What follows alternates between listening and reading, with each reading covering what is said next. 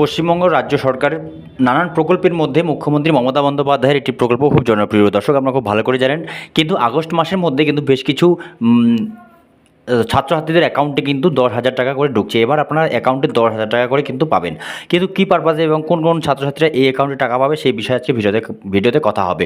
এই বিশেষ শুরু হয়েছিল করোনা মহামারীর তরফ থেকেই, যার নাম দেওয়া হয়েছিল হচ্ছে তরুণের স্বপ্ন। এই বছর মুখ্যমন্ত্রী মমতা বন্দ্যোপাধ্যায় জানিয়ে দিয়েছেন, আগে যেখানে দ্বাদশ শ্রেণীর পড়ুয়ারা এই প্রকল্পে টাকা পেত, এবছর মাধ্যমিক পাশ করলে কিন্তু এই টাকাটা পাওয়া যাবে। যার ফলে এবছর যারা মাধ্যমিক পাশ করেছে তারাও কিন্তু সেই অপেক্ষায় এখন মুখিয়ে রয়েছে। সেই কথা জানিয়ে দেওয়া হলো সরকারের তরফে। জানানো হয়েছে প্রকল্পের টাকা পেতে হলে মাধ্যমিক পাশের প্রমাণপত্র জমা দেওয়া হবে, একাদশ শ্রেণীতে ভর্তি হওয়ার প্রমাণপত্র জমা দিতে হবে। আর সব কিছু প্রমাণপত্র ঠিকঠাক থাকলেই আগস্ট মাসের মধ্যে আপনাদের অ্যাকাউন্টে এবার কিন্তু নতুন করে 10,000 টাকা একবারে আপনার অ্যাকাউন্টে পৌঁছে যাবে। প্রকল্পের টাকা পড়ুয়াদের অ্যাকাউন্টে ঢুকবে।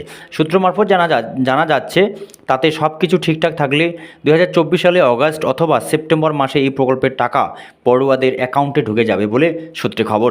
মুখ্যমন্ত্রী মমতা বন্দ্যোপাধ্যায় ঘোষণা অনুযায়ী মাধ্যমিক পাশ পড়ুয়ারা এই প্রকল্পে টাকা পেলেও এটি শর্ত রাখা হয়েছে।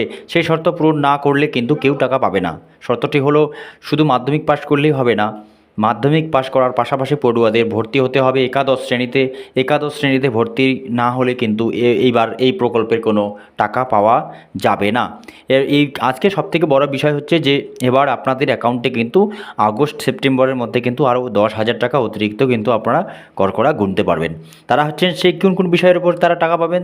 তারা হচ্ছে এতদিন যাবৎ যে সমস্ত 12 পাস করা যে সমস্ত ছাত্রছাত্রী ছিল, তারাই কিন্তু 12 পাস করলে স্মার্টফোন অথবা ট্যাব কেনার উদ্দেশ্যে তারা 10,000 টাকা করে পেত। এবার কিন্তু সেই পরিবর্তন করেছে রাজ্যের মুখ্যমন্ত্রী মমতা বন্দ্যোপাধ্যায়। তিনি জানিয়ে দিয়েছেন যে এবার শুধু উচ্চ মাধ্যমিক পাশ করলেই নয়, মাধ্যমিক পাশ করলেও কিন্তু এককালীন তারা বছরে 10,000 টাকা অবশ্যই অ্যাকাউন্টে আপনারা পাবেন।